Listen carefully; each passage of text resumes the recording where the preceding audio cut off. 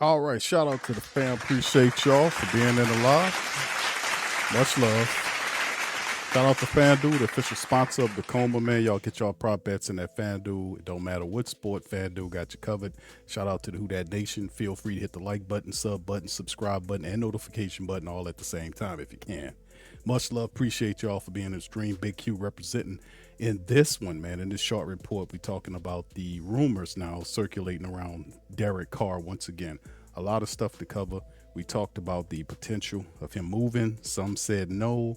But as the offseason roars on, you start to hear more and more reports come out. Shout out to John Sigler at the Saints Wire. He kind of penned this article that was based on another article from an insider. So let's delve right into it. When you talk about what they heard, NBC Sports insider Matthew Berry shared 35 of the most interesting rumors that he heard at the Combine.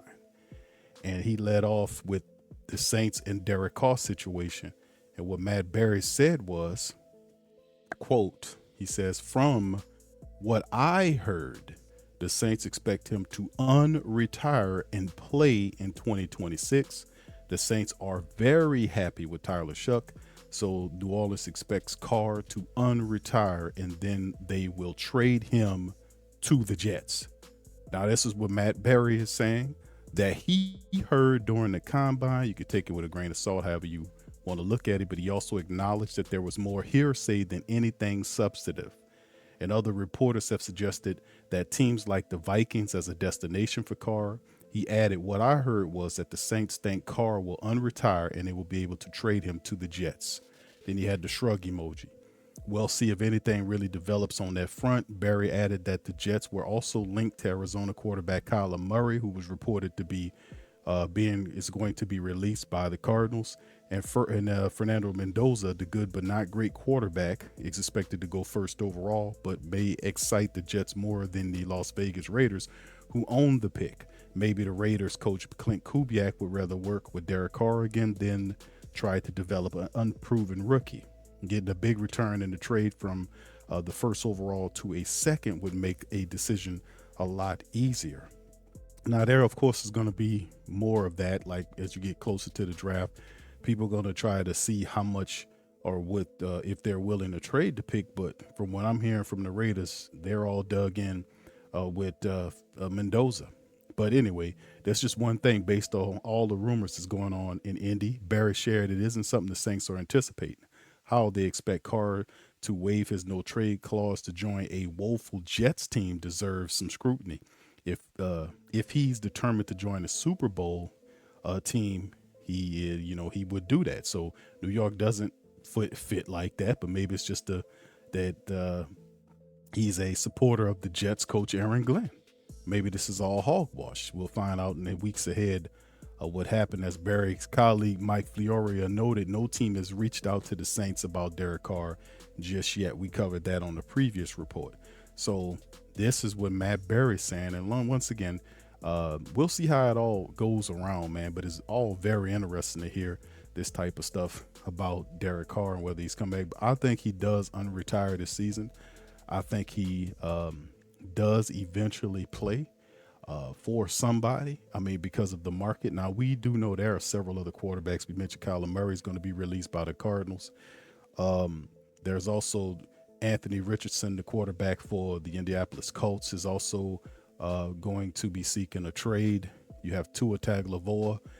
Those three veterans are now in the mix with the QB market as it is. And even when you have those guys in the mix, you have a couple of injury-prone guys there. And Carr coming off injury, then missing a few games here, for the Saints and not looking good from a black and gold standpoint.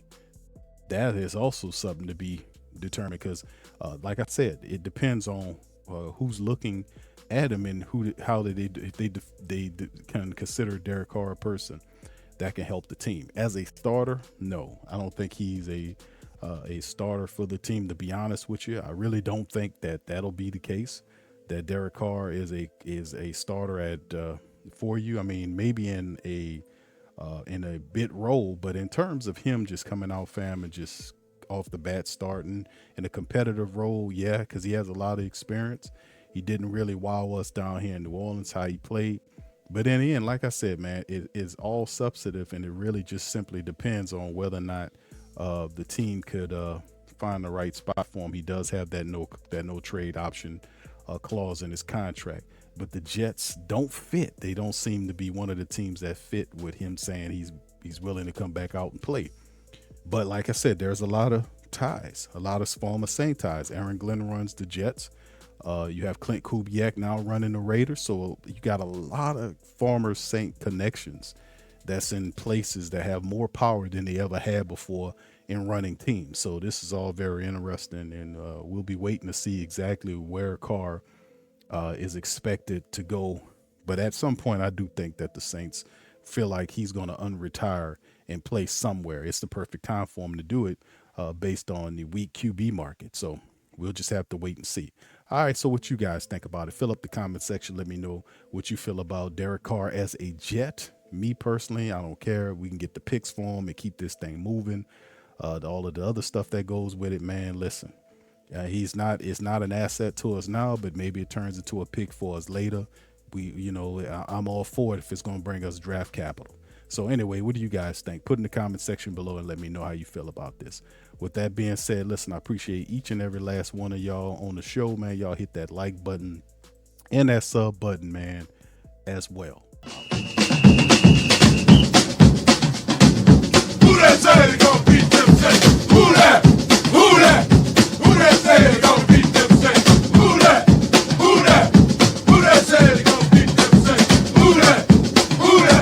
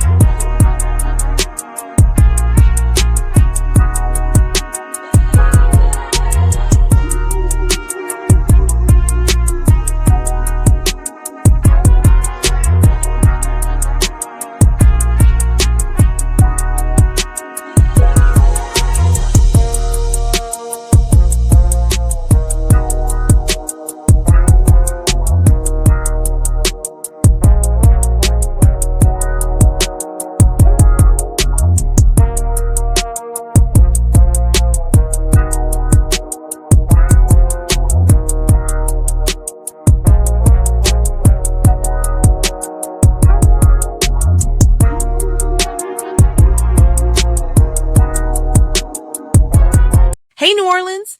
Whether you're catching up on Saints news at Jackson Square, checking Pelicans scores in the Garden District, or staying updated on LSU while grabbing coffee in the French Quarter, there's one place that keeps you connected to everything that matters in our city. From Bourbon Street to the Superdome, from Preservation Hall to the Riverfront, New Orleanians are staying in the know with the WhoDatDaily.com, your daily source for Saints, Pelicans, LSU, and all the sports, music, and culture that makes our city special. At work downtown, at a game in the Dome, or just relaxing by the Mississippi, wherever life takes you in the Big Easy, you can stay connected. Because when you're from New Orleans, you don't just live here. You stay in the NO.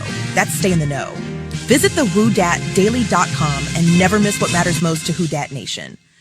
Welcome to the Pro Shop, where we create authentic, NOLA-inspired clothing for men, women, and children. From Saints jerseys to Pelicans gear, everything's crafted right here in New Orleans. Whether you're shopping the Pro Shop, the Pel Shop, or the Pro Shop Kids, we've got your whole family covered with genuine merchandise that represents our city's spirit. Check for links in the description section below or in the chat.